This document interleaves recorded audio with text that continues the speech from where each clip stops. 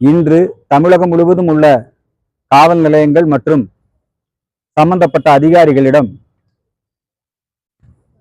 மிகவும் அருவருக்கத்தக்க வகையிலே, பெண்களெல்லாம் முகம் சுளிக்கக்கூடிய வகையிலே, பெண் குலத்தை அவமதிக்கும் வகையிலே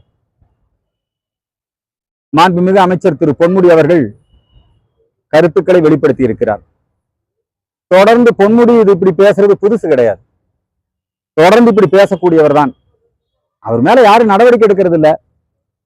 சமீப காலமாக திராவிட முன்னேற்ற கழகத்திற்குள்ளே திமுகவினுடைய மந்திரிகள் ஆராசா, பொன்முடி, ஏன் உதயநிதி உட்பட பலரும் திராவிடர் கழகத்தினுடைய கட்டுப்பாட்டுல போயிட்டாங்க. திராவிடர் கழகம் அவங்க என்னெல்லாம் வெளியே பிரச்சாரம் பண்ணுவாங்களோ அதையெல்லாம் திமுக மந்திரிகள் மூலமா பிரச்சாரம் பண்றாங்க. அப்படித்தான் இப்பொழுது பொன்முடி பேசி இருப்பது ஒரு திராவிடர் கழக மேடையில தான் பொன்முடி பேசி இருக்கிறார். என்ன பேசி இருக்கிறார் அவரு? சைவம் வைணவம், நாமம் திருநீரு.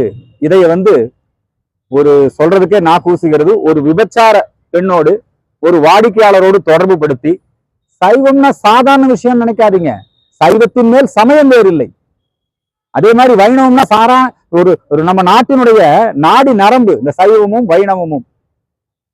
தமிழருடைய சமயங்கள் சைவ சமயமும் வைணவ சமயமும்.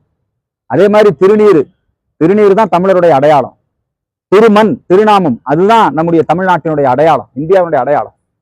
இதை ரொம்ப ஆபாசமா அருவருக்கத்தக்க வகையில கொச்சைப்படுத்தி அவங்க கட்சியில் இருக்கக்கூடிய கனிமொழியே அவங்க அதை கண்டிச்சு, இது எப்படின்னா இது ஒரு நாடகம், அவங்க கண்டிச்ச உடனே அவரை கட்சி பொறுப்புல இருந்து எடுத்துட்டாங்க. ஏன் அமைச்சர் பதவியிலிருந்து அவரை நீக்கல? ஒரு அமைச்சர் இப்படி பேசலாமா? ஏன் நீக்கல?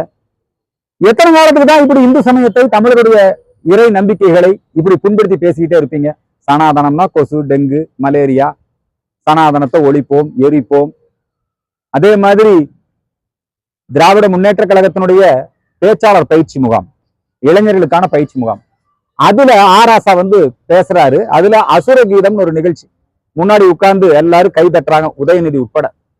அந்த அசுர கீதம் முழுக்க முழுக்க இந்து சமய பழக்க வழக்கங்களை அசிங்கப்படுத்தி, ஆபாசப்படுத்தி, கொச்சைப்படுத்தி, கேலியும் கிண்டலுமான அசுர கீதம்னு ஒரு, இது அறிவாலயத்திலே அரங்கேறிச்சது.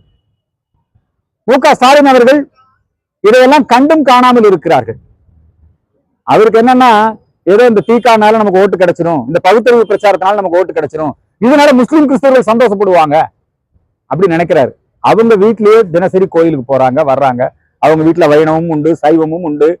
அவங்க அப்பாவே ராமானுஜர் காவியம் எழுதியிருக்கிறாரு இல்லையா? இது எதுக்காக இந்த நாடகம்? இதை எல்லாரும் வேடிக்கை பார்த்துட்டு இருக்க முடியாது. திமுகல அவர் ஆராசா சொல்றாரு, இளைஞர்கள் வருகிற பொழுது திமுக கூட்டத்துக்கு வரும்போது கரவேட்டி கட்டும் போது திருநீர் வைக்காதீங்க, குங்குமம் வைக்காதீங்க. இதை போய் அவர் அவர் கட்சியில் இருக்கிற மத்தவங்க கிட்ட சொல்ல முடியுமா? முஸ்லிம் கிறிஸ்தவர்கிட்ட சொல்ல முடியுமா? இது ரொம்ப அராஜகத்தினுடைய உச்சம் இன்றைக்கு இப்பொழுது நடைபெற்றுக் கொண்டிருக்கிறது. சட்டப்படி தண்டிக்கப்பட வேண்டியவர் பொன்முடி, சட்டப்படி தண்டிக்கப்பட வேண்டியவர். அவர் உடனடியாக மந்திரி சபையிலிருந்து டிஸ்மிஸ் செய்யப்பட வேண்டும். அவருடைய சட்டமன்ற உறுப்பினர் பதவியை பறிக்க வேண்டும். அதோடு மட்டுமல்ல, அவர் மீது எஃப்ஐஆர் பதிவு செய்து அவரை சட்டத்தின் முன் நிறுத்தி தக்க தண்டனை பெற்று தர வேண்டும். அப்பதான் இனிமேல் யாரும் இந்த மாதிரி பேச மாட்டாங்க. அதுவரை இந்து மக்கள் கட்சி ஜனநாயக அறப்போராட்டங்களை நாங்கள் தொடர்ந்து செய்து கொண்டிருப்போம்.